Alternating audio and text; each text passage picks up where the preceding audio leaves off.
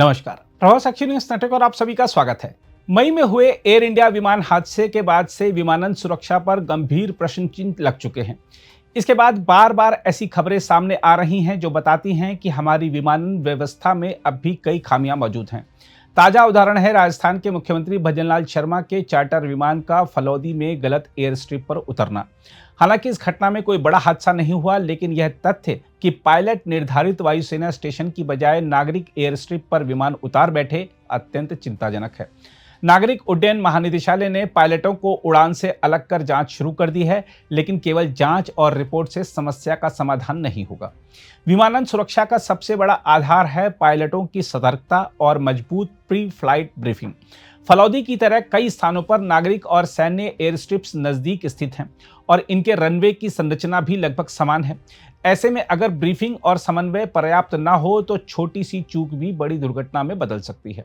जरूरत है कि सिस्टमेटिक सुधार किए जाएं, प्री फ्लाइट ब्रीफिंग को अधिक विस्तृत और अनिवार्य बनाया जाए, एयर ट्रैफिक कंट्रोल व पायलटों के बीच रियल टाइम समन्वय बेहतर हो और जहां नागरिक व सैन्य एयर स्ट्रिप नजदीक हैं वहां विजुअल और तकनीकी भेद स्पष्ट किया जाए।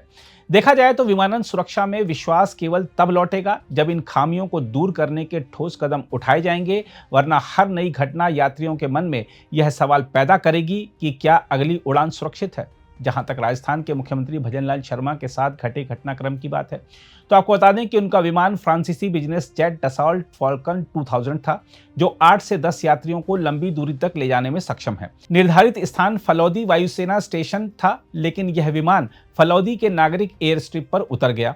जैसे ही पायलटों को गलती का एहसास हुआ, उन्होंने तुरंत विमान को फिर से उड़ान भरवाया और लगभग 5 किलोमीटर दूर स्थित निर्धारित वायुसेना स्टेशन पर लैंड कराया। मुख्यमंत्री यहीं उतरे और कुछ घंटों बाद इसी विमान से जयपुर के लिए रवाना हुए। उसी रात यह विमान दिल्ली लौट गया। हम आपको बता दें कि फलौदी में नागरिक एयर स्ट्रिप और वायुसेना स्टेशन दोनों न केवल भौगोलिक रूप से करीब हैं, बल्कि इनके रनवे देखने में भी एक जैसे हैं। सूत्रों का कहना है कि पायलटों ने लैंडिंग के समय गलत रनवे को लक्षित कर लिया। साथ ही उड़ान से पहले आसपास मौजूद दोनों एयरफील्ड्स की पर्याप्त जानकारी न मिलने से भी यह गलती हुई। देखा जाए तो यह मामला सुरक्षा दृष्टि से गंभीर है। अगर विमान ने गलती से नागरिक एयर स्ट्रिप की बजाय वायुसेना स्टेशन के प्रतिबंधित क्षेत्र में प्रवेश किया होता तो इसके कानूनी और सुरक्षा संबंधी परिणाम गंभीर हो सकते थे। इसके अलावा नागरिक एयर स्ट्रिप का ढांचा हर विमान की वजन श्रेणी का समर्थन नहीं कर पाता, जिससे लैंडिंग सुरक्षा खतरे में पड़ सकती है। साथ ही सैन्य और नागरिक समन्वय की कमी से किसी भी सुधारात्मक कार्रवाई में देरी हो सकती है। हम आपको बता दें कि फलौदी जिला मुख्यालय थार मरुस्थल के बफर जोन में स्थित है और जोधपुर, बीकानेर तथा जैसलमेर जैसे महत्वपूर्ण शहरों के निकट है। यहाँ रीढ़ के नमक उद्योग के कारण इसे नमक नगरी भी कहा जाता है।